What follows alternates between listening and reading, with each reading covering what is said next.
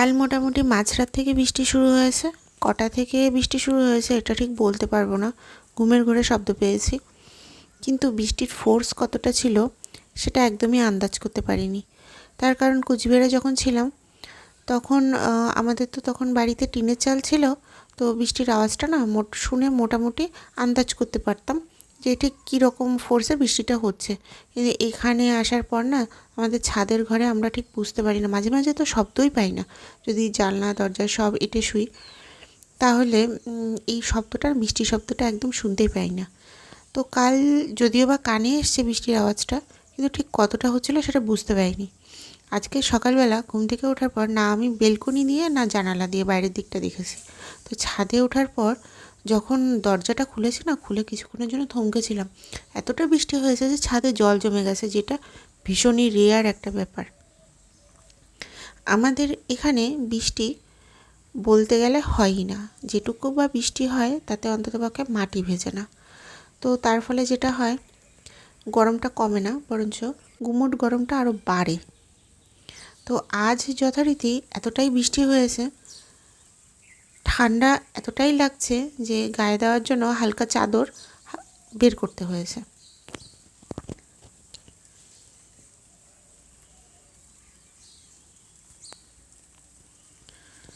Good morning everyone, প্রিয়াঙ্কার ব্লগসের একটা নতুন ব্লগে আপনাদের সবাইকে স্বাগত জানাচ্ছি। আমি প্রিয়াঙ্কা, আশা করছি আপনারা ভালো আছেন, আমরাও ভালো আছি।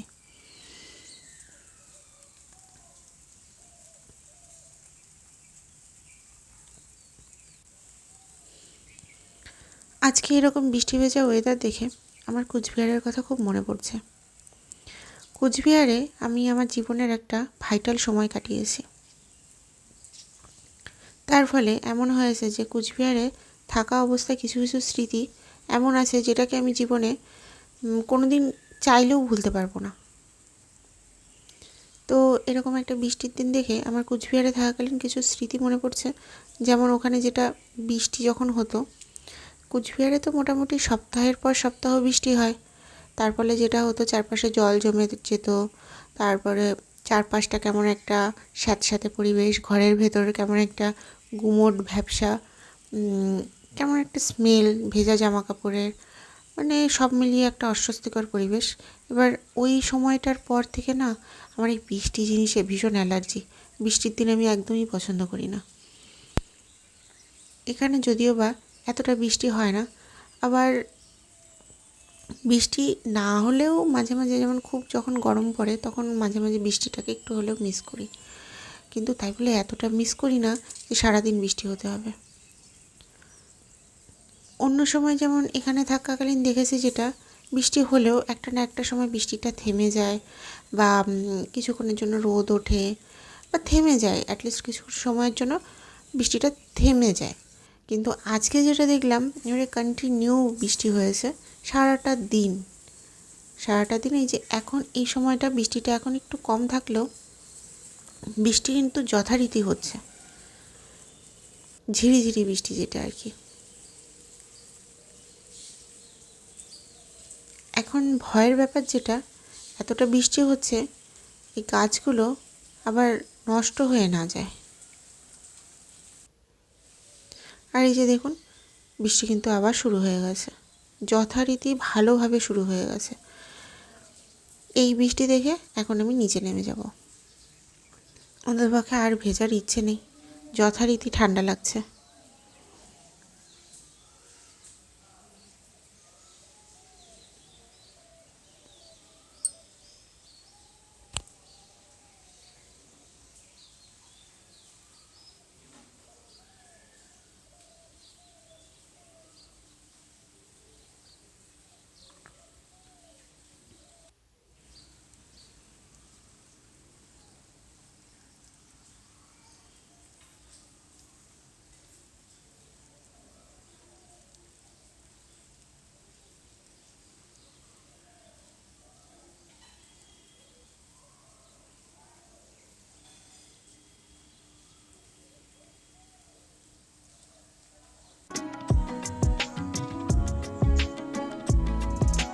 আর এই যে আমি সকালবেলা বাড়ির সব কাজ সেরে, স্নান সেরে ঠাকুর ঘরে চলে এসেছি পুজো করতে। আর এই যে দেখুন ঠাকুরের আসন ফুল দিয়ে সাজিয়েও ফেলেছি। যদিও ভাই ফুল তুলতে যেয়ে আমি মোটামুটি আবার ভিজে গেছি, হাফ ভিজে গেছি।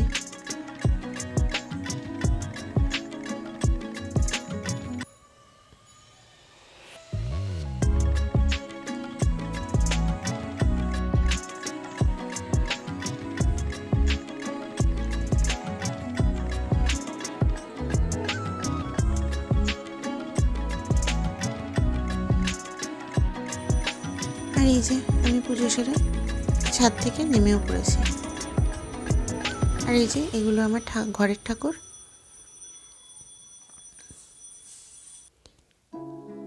আর এই যে পিথিবাবু ঘুম থেকে উঠে, এখনও কিন্তু পিথিবাবুর ব্রেকফাস্ট করা হয়নি, কিন্তু দেখেছেন তো ঘুম থেকে উঠে সে কিন্তু তার মতো খেলছে। না কোনো কান্নাকাটি, না কোনো খিদে বোধ, কিচ্ছু নেই, খেলছে শুধু।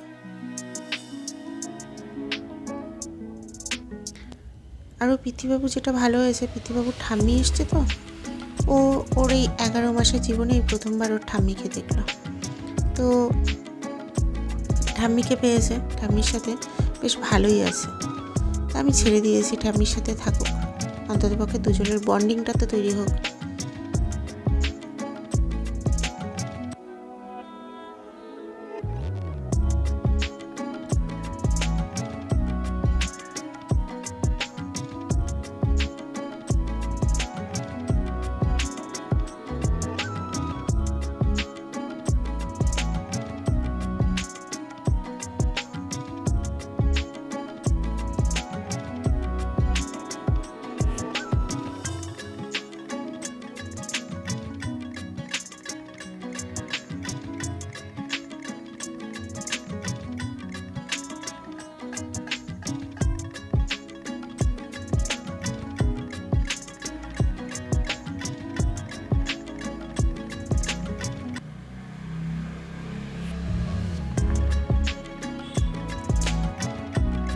পিথিবাবুর যেটা সমস্যা হচ্ছে, ওকে বিছানার উপরে বেশি সময়টা রাখি তো ও না পায়ে ঠিক মানে এই হামাগুড়ি দেওয়ার ফোর্সটা ঠিক সেরকম পায় না।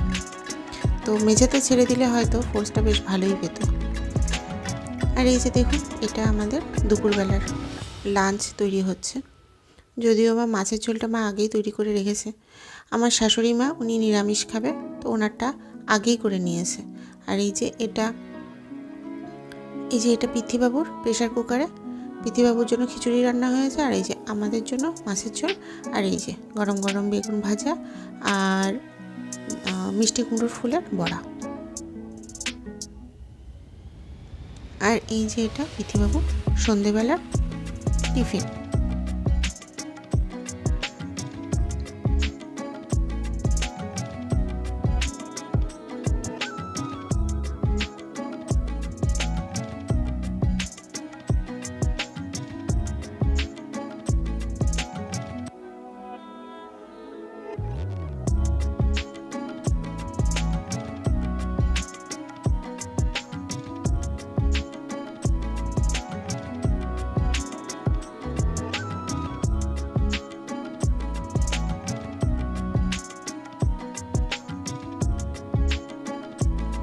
পিথিবাবু আবার এই খাবার সময়টা দিদুনের কোলে ভালো থাকে।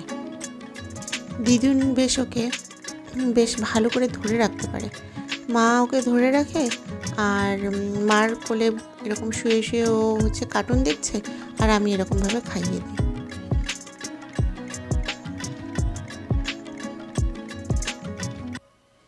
আর এই যে পিথিবাবু টিফিন সেরে এখন একটু খেলছে।